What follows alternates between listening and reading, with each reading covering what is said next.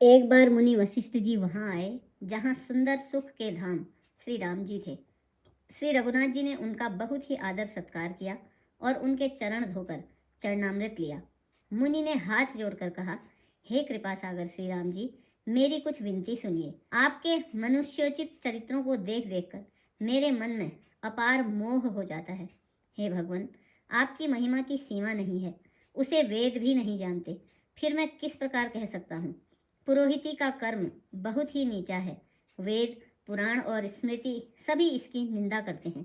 जब मैं सूर्यवंशी की पुरोहिती का काम नहीं लेता था, तब ब्रह्मा जी ने मुझे कहा था, हे पुत्र, इससे तुमको आगे चलकर बहुत लाभ होगा।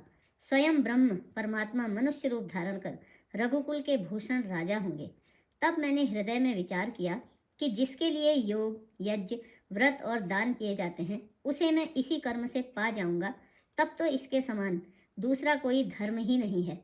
जप, तप, नियम, योग, अपने अपने धर्म, श्रुतियों से उत्पन्न बहुत से शुभ कर्म, ज्ञान, दया, इंद्रिय निग्रह, तीर्थ स्नान आदि जहाँ तक वेद और संत जनों ने धर्म कहे हैं, उनके करने का, हे प्रभु, अनेक तंत्र, वेद और पुराणों के पढ़ने और सुनने का सर्वोत्तम फल एक ही है और सब साधनों का भी यही एक सुंदर फल है कि आपके चरण कमलों में सदा सर्वदा प्रेम हो। मैल से धोने से क्या मैल छूटता है? जल के मथने से क्या कोई घी पा सकता है? उसी प्रकार हे रघुनाथ जी, प्रेम भक्ति रूपी निर्मल जल के बिना अंतःकरण का मल कभी नहीं जाता। वही सर्वज्ञ है, वही तत्वज्ञ और पंडित है, वही गुणों का घर और अखंड विज्ञानवान है, वही चतुर और सब सुलक्षणों से युक्त है, जिसका आपके चरण कमलों में प्रेम है।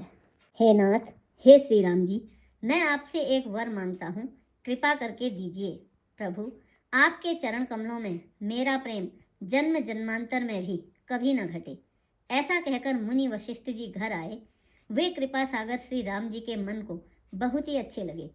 तदंतर सेवकों को सुख देने वाले श्री राम जी ने हनुमान जी तथा भरत जी आदि भाइयों को साथ लिया और फिर कृपालु श्री राम जी नगर के बाहर गए और वहां उन्होंने हाथी, रथ और घोड़े मंगवाए।